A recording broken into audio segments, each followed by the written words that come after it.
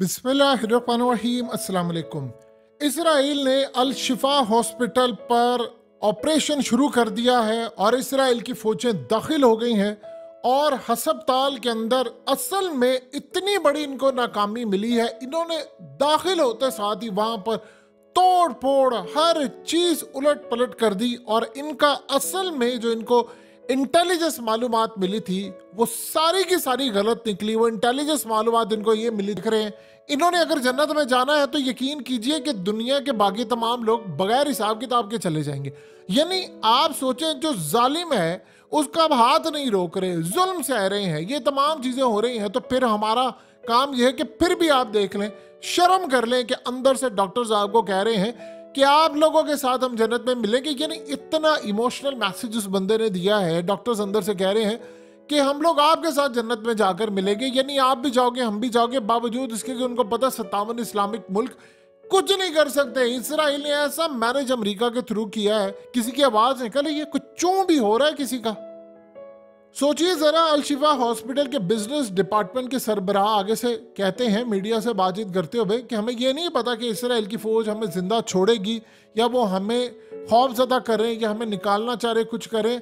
उन्होंने कहा कि हमें नहीं पता, लेकिन तारीख का ये सबसे बड़ा हमला था। यानी इससे बड़ा तारीख का हमला हो ही नहीं सकता कि आप लोगों ने वहां पर घुसकर तमाम लोगों को मारना शुरू कर दिया है। अब सोचिए जरा, इसराइल की बर्बादी क्या है। इसराइल को सबसे बड़ा प्रॉब्लम ये आ रहा है कि इस वक्त प्रेशर बढ़ता जा रहा है, दुनिया के अंदर से प्रेशर बढ़ा है और इनको कहा जा रहा है। आप सोचिए जस्टिन ट्रूडो ने क्या बात की है।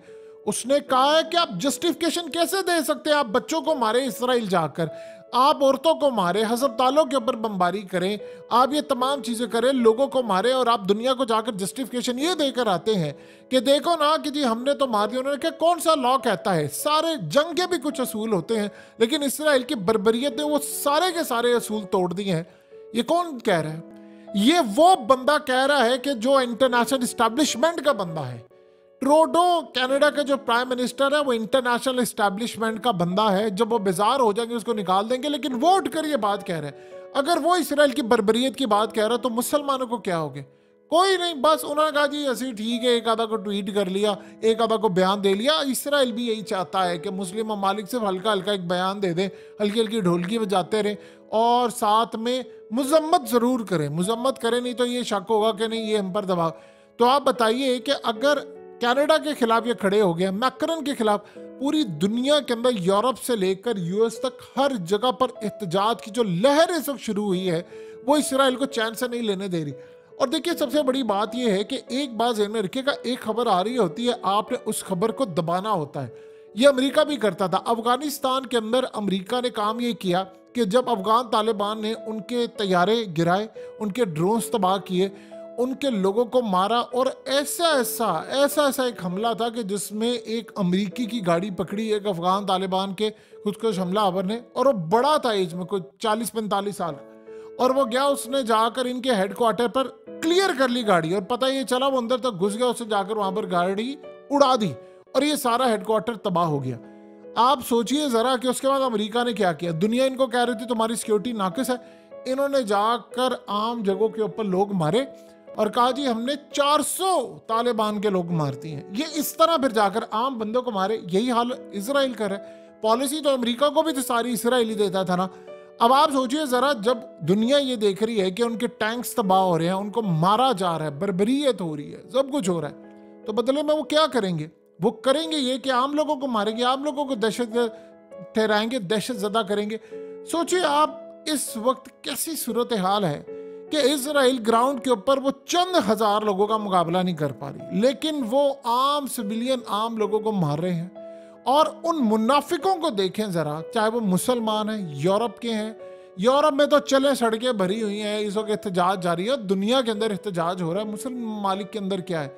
अभी तक सिवाय हमारी मजम्मत की और कुछ भी नहीं है। हमें इस साइड पर इसराइल को रोकना है। आप कम से कम कुछ नहीं कर सकते तो रोक तो सकते हैं ना कि यार आप लोग कहाँ बंदों का। अब बताइए, अल शिफा से आपने टेक ओवर कर लिया, अब एक दफा टेक ओवर आप कर लेंगे तो उसके बाद आप क्या करेंगे? आप वहां पर असला डाल दें, आप वहां पर, जाहिर सी बात है इस लड़ाई के अंदर हमास के भी तो लोग मारे गए हैं, तो आप एक काम करें, आप उनकी बॉडीज उठाकर यहाँ कर रख दो, कहते जी हमने इनको मार दिया, फिर आप क्या करेंगे? तो ये असल में जो इस वक्त सारी सूरत हाल है जी, हमने इसको मार दिया, हमने फलाना कर दिया, ये कर दिया, वो कर दिया, ये इनको कुट इतनी ज्यादा पड़ रही है, उस कुट के बाद अगर इनके पास कोई वजह ही नहीं बाकी बची तो वो यही वजह है ना। इसराइल असल में अपनी इस बर्बरियत को पूरी दुनिया के सामने शो कर रहा है और वो दुनिया को ये बता रहे हैं कि देखो हमारा खौफ है, यानी असल में इस वो खौफ फैला रहा है। आप सोचिए जरा कि अगर नेतन्याहू उठकर अमेरिका को ये धमकी दे सकता है कि अगर हम इनसे शिकस्त खा गए तो तुम भी टूट जाओगे, तो फिर यूरोप की बारी है, फिर फलाने की बारी है, फिर ढिमकाने की बारी है, तो सोचिए जरा कि मामला क्या है। अब इस सारी सूरत हाल के अंदर स्ट्रेटजी देखनी पड़ेगी कि हमास की अगली स्ट्रेटजी क्या होती है, क्योंकि लड़ाई तो इस वक्त भरपूर जारी है और झड़पें भी इस वक्त चल रही हैं। लेकिन सवाल यहाँ पर यह पैदा होता है कि क्या इस सारी सूरत हाल में ईरान, हिजबुल्लाह, शाम के अंदर ये महाज एक्टिव करेंगे?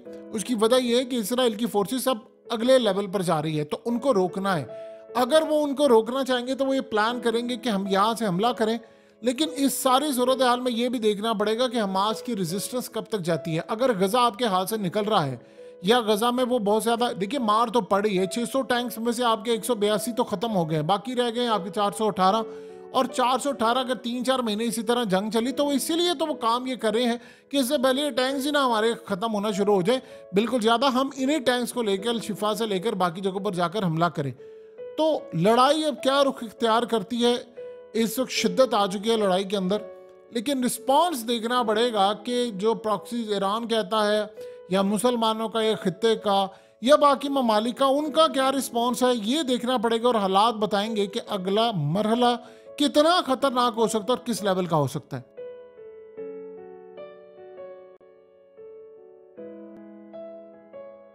हकीकत टीवी को सब्सक्राइब करना मत भूलें, वीडियो को लाइक करें, शेयर करें और कमेंट सेक्शन में अपनी राय का इजहार जरूर करें।